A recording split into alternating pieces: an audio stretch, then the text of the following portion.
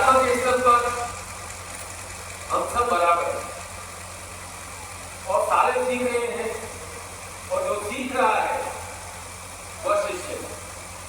और गुरु तो एक ही होते हैं, उनकी सूर्य की और आदि, और सूर्य का उद्देश्य एक ही है, जहाँ भी अंधकार हो प्रकाश हो, अंधकार को दूर कर। तो गुरु ऐसा क्यों करते हैं? वे सेलेक्टेड 5 शिष्य क्यों नहीं बनाते? क्योंकि गुरु को अपने हजारों हजारों शिष्यों से प्रिय है।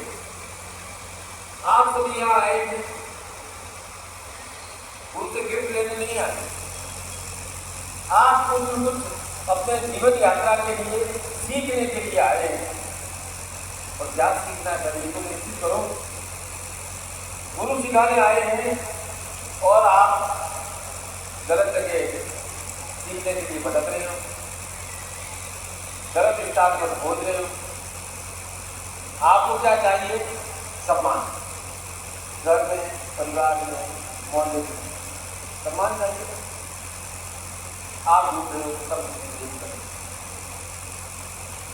ढूंढना है कि मुझे सम्मान प्राप्त हो। आपको चाहिए संतोष, और आप पाना चाहते हैं दुनियादारी इस भाग दौड़ में कैसे प्राप्त हो?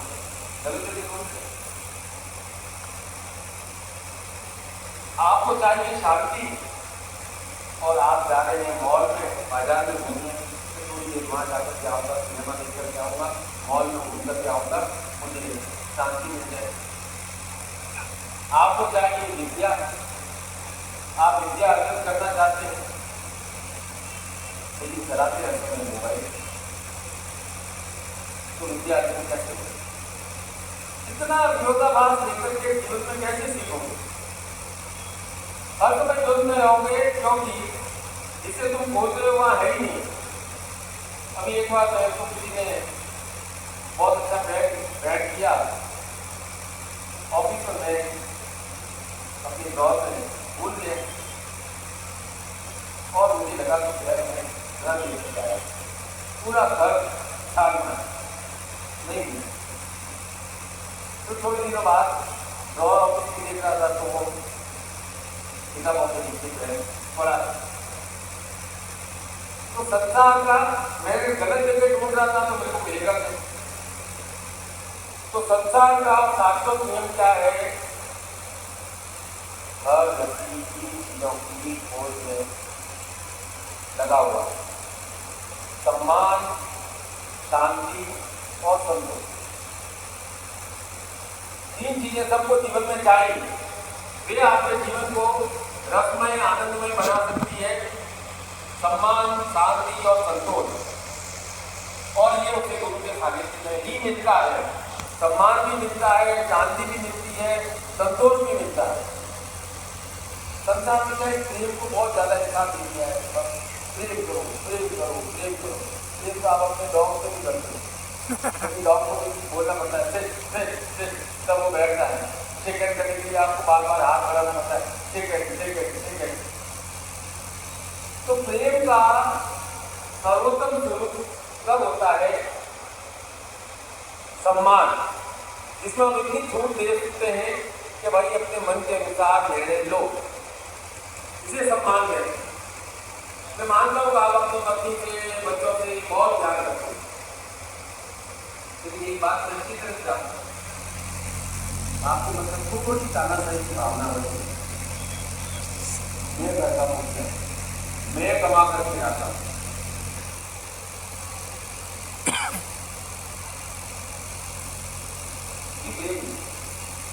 सम्मान दे। जबरदस्ती का प्रेम नहीं उत्पन्न हो सकता है।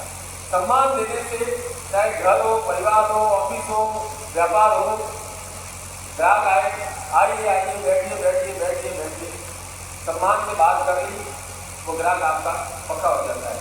और आप कहीं क्या चाहिए, तो सोचते हैं इसके बाद कौन आएगा, या तो कोई नहीं देते। आप भी अपना ग्राहक को देते हो और वो ग्राहक आता ही नहीं। तो सिकंदर और पौरस की घटना आती है, जब सिकंदर ने पराजित कर दिया। वास्तव में क्या है, घटनाएं जो जीतते हैं ना उन्हीं के द्वारा लिखी जाती है। इसीलिए मूर्ख लोग कहते हैं अकबर महान था, औरंगजेब महान था, शाहजहां महान था। अरे महान महाराणा प्रताप थे, महान शिवाजी थे, ये हमारे लिए आदर्श थे।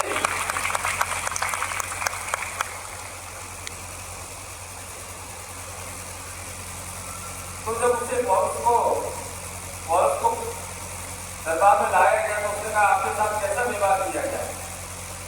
तो उसने कहा सिंपल बात है, एक राजा दूसरे राजा से जिस प्रकार का व्यवहार करता है आपको किसी प्रकार से मेरा सम्मान करना चाहिए। ये घटना पौरस की है, लेकिन मैं कहता हूँ सब पौरस की बातें जंजीरों से बंधे हैं और अपने आप को और अधिक जंजीरों में बांधने की कोशिश कर। वो हाथी के बारे में कई बार मैं बता चुका हूँ कि हाथी को कैसे बांधते हैं।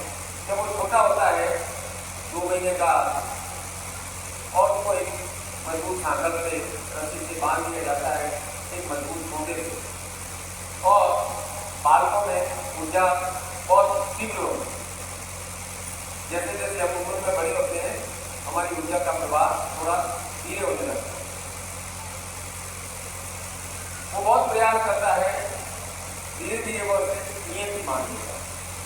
वो बड़ा भी हो जाता है और उसे सामान्य रस्सी से गोली से बांध दिया जाए तो प्रयास ही नहीं करेगा कि मैं 1 घंटे के अंदर इस गोली को मार सकता हूँ, इस गोली को तोड़ सकता हूँ। हाथी के लिए सबसे जीवन में यही बात है। बचपन में मिली असफलताएं, संसार के ताने, डर, सीमाएं आपके दिमाग में ऐसे मोटे गाड़ दिए हैं कि आप आगे बढ़ ही नहीं पाते। जब आप छोटे थे ना तो माँ बाप बहुत डरा करते थे। तो माँ बाप बच्चों में तो बहुत ऊर्जा होती है बच्चा, तो उसे डराते रहते थे।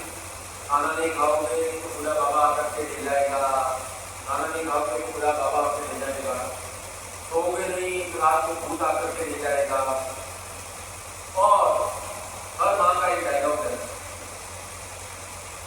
मेरे पापा से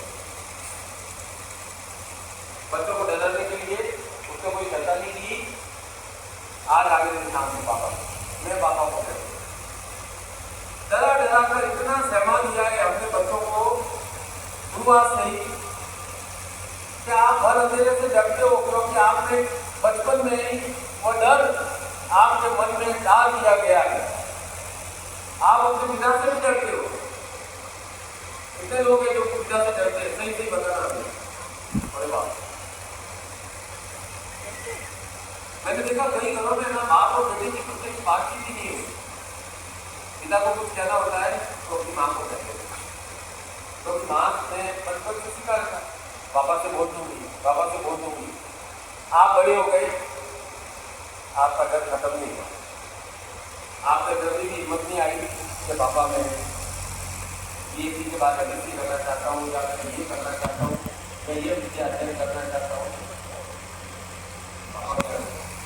पापा क्या करें?